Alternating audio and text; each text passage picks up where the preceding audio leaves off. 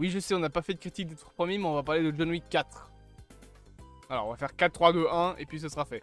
Donc, sérieusement, les 3 prochains, je sais même pas si on va les faire un jour sur la chaîne, vu qu'on va faire le 4. J'ai vu, du coup, John Wick 4, film que je n'avais pas encore vu à la sortie, alors que pourtant j'adorais John Wick.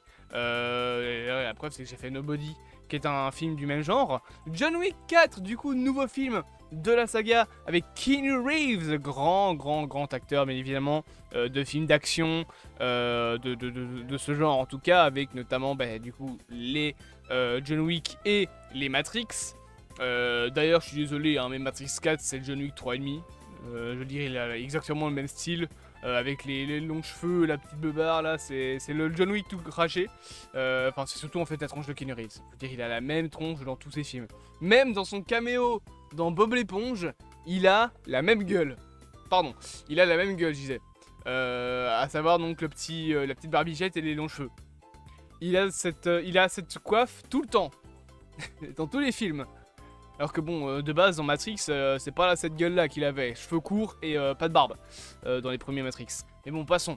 John Wick 4 est donc bien évidemment la suite de John Wick 3. Nous avons notre fameux Jonathan Wick, aka le Baba Yaga, qui revient cette fois-ci pour péter des bouches, notamment celle du Marquis de Beaumont, après avoir été excommunié, après s'être fait tirer dessus aussi par Winston d'ailleurs, le chef, enfin le directeur du Continental de New York. John Wick revient cette fois-ci pour redorer son blaze, tuer ses ennemis et tuer surtout le Marquis de Gaumont pour une quête bien précise.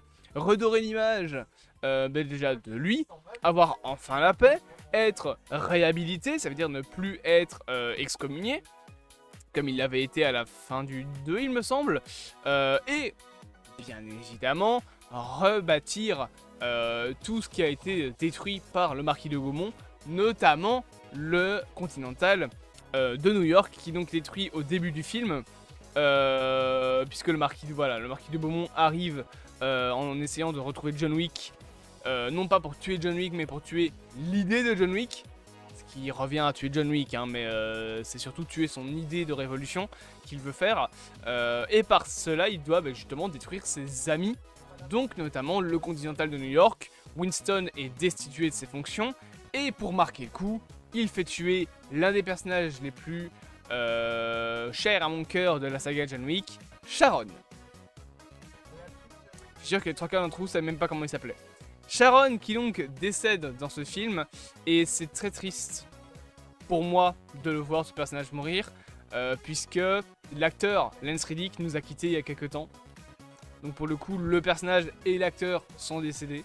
Et c'était très triste de voir l'enterrement dans le film d'un personnage, d'un acteur qui lui aussi est décédé. En plus, je pense qu'il est décédé genre pendant la promo de John Wick 4, Lance Reddick, je suis plus trop sûr, mais il est vraiment décédé pas très longtemps après la sortie du film. Je pense qu'il est décédé après le tournage de Percy Jackson, où il joue le personnage de Zeus. D'ailleurs, la série a été diffusée après sa mort. Mais donc, on a ce fameux film, donc John Wick 4, où John Wick revient. On a pas mal de nouveaux décors. Je veux dire, le film nous fait quand même beaucoup voyager, hein, parce qu'on commence au Japon, avec le Continental. Enfin non, tellement on commence à New York, mais en tout cas, le voyage de John Wick commence au Japon, avec le Continental d'Osaka, pour arriver ensuite aux États-Unis, avec notamment le roi. Hein, moi j'aime bien l'appeler Morpheus parce qu'il est joué par Laurence Fishburne, qui joue Morpheus dans les Matrix. De toute façon, à chaque fois que tu vois Keanu Reeves dans un film, les 3 quarts du temps, il y a aussi Laurence Fishburne. C'est vraiment les deux, depuis Matrix, ils se lâchent plus, ces deux-là.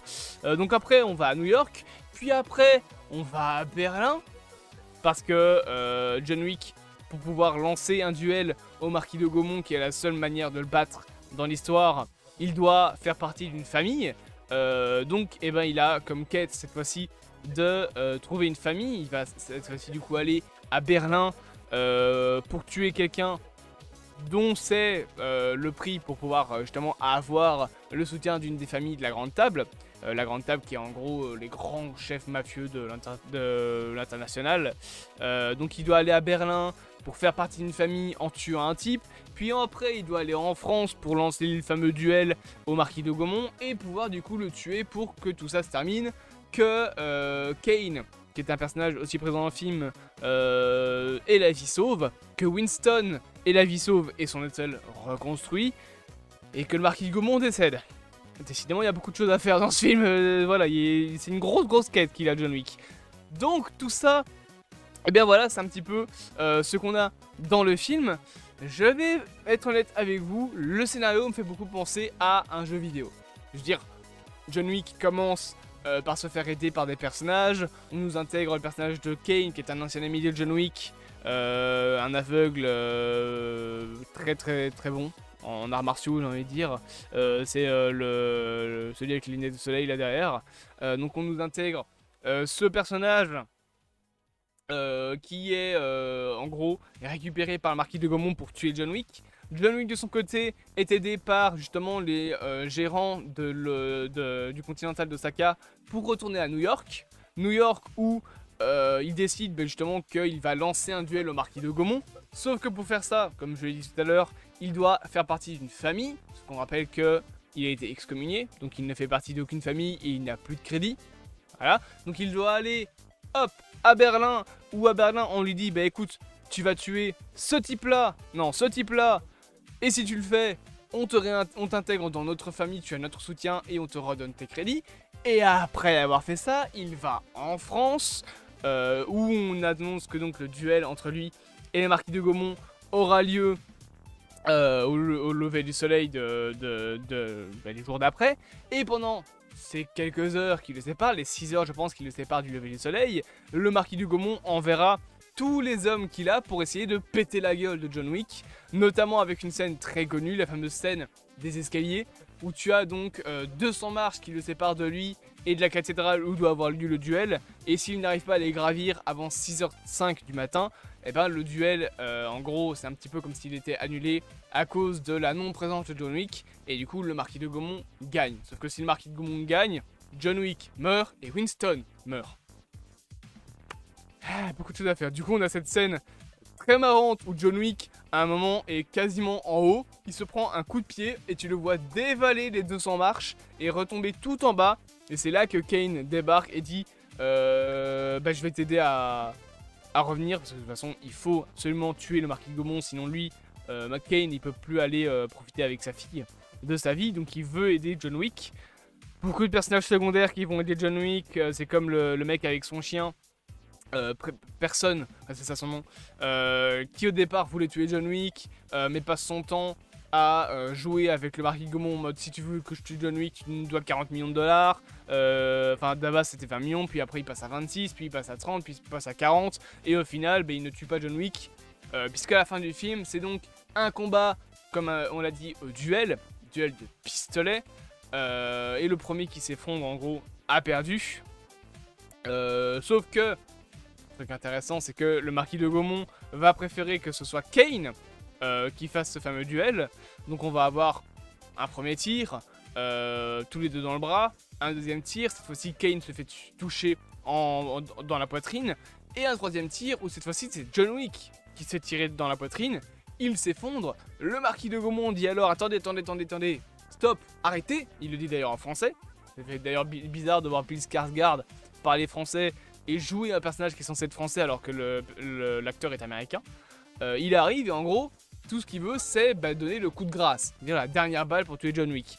Et c'est là qu'on a un petit coup de maître de la part de John, puisque tu vas avoir Winston qui en gros va dire You are an arrogant asshole, qu'on pourrait traduire en français par tuer un arrogant petit con.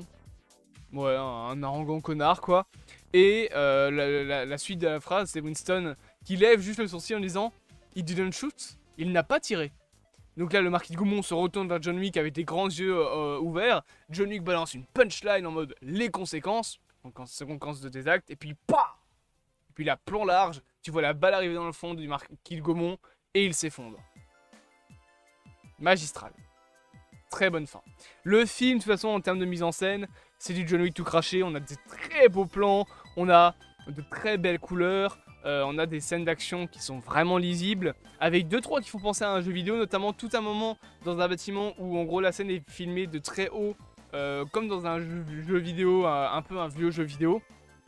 Et du coup t'as la caméra qui passe au-dessus des murs, etc. Et je trouvais cette scène vraiment très joli, même si du coup on voit un petit peu moins ce qui se passe parce qu'on voit les personnages vus de haut, du coup on comprend un petit peu moins bien l'image, mais ça restait quand même vachement beau. Concrètement voilà, le film est une maîtrise, encore une fois, de son sujet, est une maîtrise du personnage de John Wick, qui meurt à la fin du film, du coup il s'effondre et succombe à ses blessures, même si on sait qu'un John Wick 5 est en préparation, du coup est-ce qu'il est vraiment mort? Eh ben non. Hein, sinon il n'y aurait pas de John Wick 5. Et c'est officiel, hein, John Wick 5 c'est pas une théorie ou quoi. Oui il y a Ballerina mais ça c'est encore autre chose. Il y a un John Wick 5 qui est en préparation.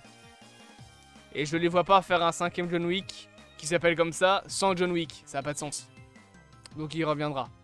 Je pense qu'il a, on va dire, simulé sa mort. Demandé à Winston de faire simuler sa mort auprès du Continental pour enfin avoir la paix. Et dans John Wick 5, va y avoir un truc où en fait, les gens découvrent qu'il est encore en vie et il est de nouveau chassé. Je pense que ça va être un truc ainsi. Mais donc voilà, John Wick 5 c'est vraiment un film... John Wick 5. John Wick 4 c'est un film qui maîtrise son sujet, qui maîtrise ses personnages, avec une bonne mise en scène, de belles couleurs. Encore une fois, regardez ce genre de plan, je trouve ça vraiment très joli. Voilà, en termes de couleurs, etc. Je trouve que c'est vraiment très classe. On a un film, voilà, qui a beaucoup de décors, comme on bouge beaucoup dans le film. On a beaucoup de décors différents, ce qui est une bonne chose parce que du coup, on a l'impression à chaque seconde du film de découvrir un nouveau plan, de découvrir de nouvelles choses. C'est pas comme dans certains films où ils vont à un endroit pour revenir à un endroit, pour revenir au même endroit juste après. Là, dans le film, on passe son temps à aller d'un pays dans un autre et du coup, les décors sont tous différents. Je veux dire, par exemple, les décors de Berlin ne ressemblent pas aux décors d'Osaka, qui ne ressemblent pas aux décors de New York, qui ne ressemblent pas aux décors de Paris. On a vraiment plein de choses différentes et du coup ça donne une vraie richesse en termes de décors, en termes de couleurs, en termes de personnages aussi au film. On a 2-3 personnages secondaires qui sont un peu moins intéressants, notamment l'histoire avec Akira. Ça je pense que pour le coup l'histoire avec Akira et Kane, Kane tue le père d'Akira, Akira c'est la femme que vous voyez au fond. Je pense qu'ils auraient potentiellement dû le garder pour un spin-off où les deux vont s'affronter. Parce qu'à la fin du film, on a une scène post-crédit où on voit Akira sortir un couteau et normalement, il me semble que Kane meurt hors écran. Je pense qu'on aurait dû teaser ça comme étant une suite et voir Akira et Kane dans un film plus ou moins d'1h30 avec justement ce duel en mode t'as tué mon père, du coup je veux te tuer, mais tu as fait ça pour ta fille. Ça aurait pu être une histoire plutôt intéressante à développer dans un spin-off. Je sais pas si c'est en préparation et si c'est pas en préparation, c'est dommage. Parce que pour le coup, ça aurait pu donner un film avec un bon enjeu. Une fille qui veut venger la mort de son père. Un homme qui veut sauver la vie de sa fille. D'ailleurs, ça aurait un petit peu d'écho avec l'une des dernières phrases que prononce John Wick, à savoir ceux qui s'accrochent à la vie meurent. Non, ceux qui s'accrochent à la mort vivent. Et ceux qui s'accrochent à la vie meurent. J'espère que cette petite vidéo vous aura plu, bien évidemment. N'hésitez pas à vous abonner, à partager, à liker et à commenter. Et on se dit à bientôt pour de prochaines aventures. Et je l'espère avec le retour du Baba Yaga.